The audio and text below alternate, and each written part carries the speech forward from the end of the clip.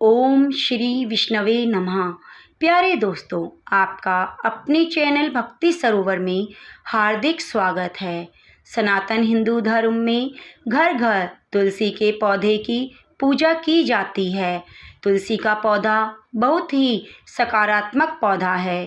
कहते हैं कि तुलसी का पौधा घर में लगाने से, उसकी पूजा करने से वास्तु दोष दूर हो जाता है और साथ ही लक्ष्मी माता की कृपा प्राप्त होती है। तुलसी के पौधे में औषधीय गुण भी पाए जाते हैं। इसके पत्तों का नियमित सेवन करने से रोग प्रतिरोधक क्षमता में ज़बरदस्त बढ़ोतरी होती है। आज मैं आपको श्रवण कराने जा रही हूँ तुलसी माता की पौराणिक कथा।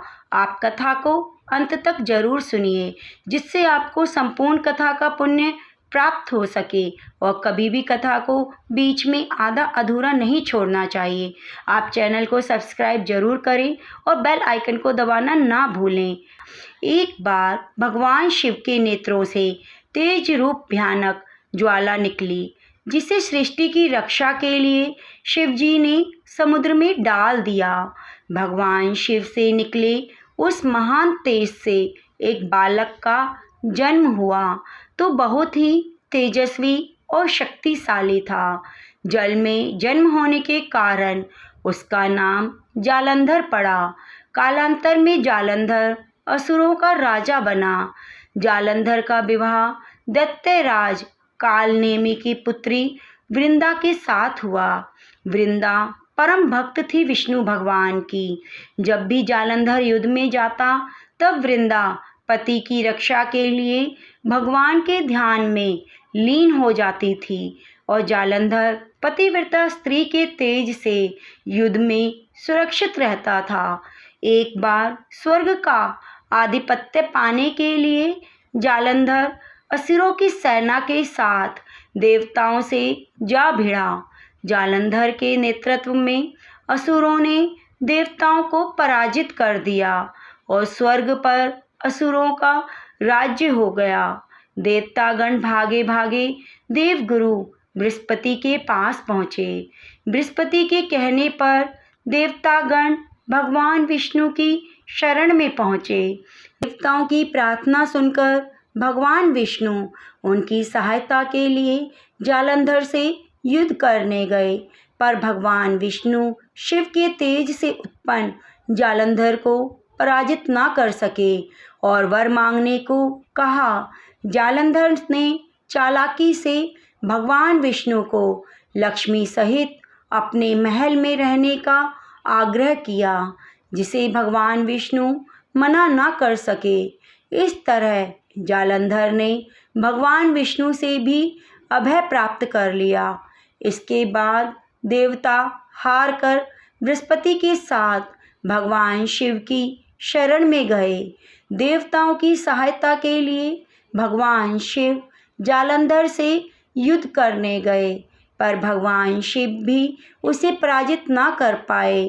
तब भगवान विष्णु शिव जी के पास पहुँचे और कहा कि हे देव, जो आप अपने ही तेज से उत्पन्न जालंधर को पराजित नहीं कर पा रहे हैं, उसका कारण जालंधर की पतिव्रता स्त्री वृंदा का अस्तित्व है।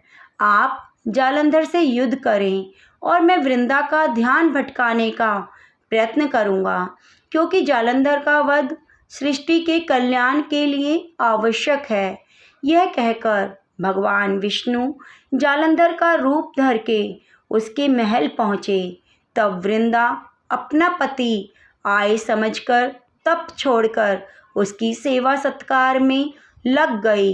इधर युद्ध में भगवान शिव ने जालंधर का वध कर दिया। जालंधर का वध होते ही दूत वृंदा को खबर देने पहुँचे।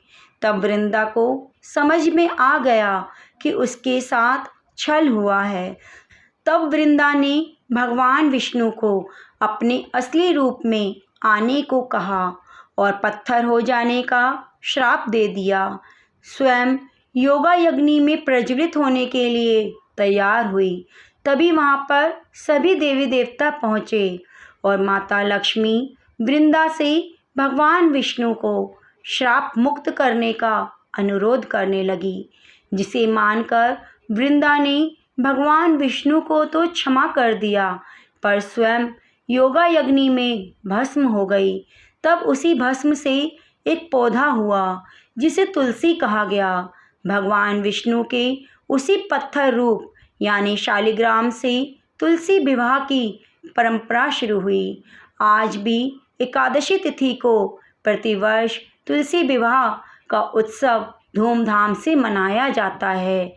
जहाँ भी तुलसी की पूजा होती है वहाँ लक्ष्मी नारायण की कृपा सदैव बनी रहती है। भगवान विष्णु को तुलसी अति प्रिय है। बिना तुलसी के उनकी पूजा अधूरी है। तुलसी बिना तो भगवान 56 भोग भी स्वीकार नहीं करते। प्यारे दोस्तों, यह कथा है तुलसी माता के जन्म की और कैसे वह विष्णु भगवान की अति प्रिय बन गई। आपका कथा को अंत तक सुनने के लिए बहुत बहुत धन्यवाद।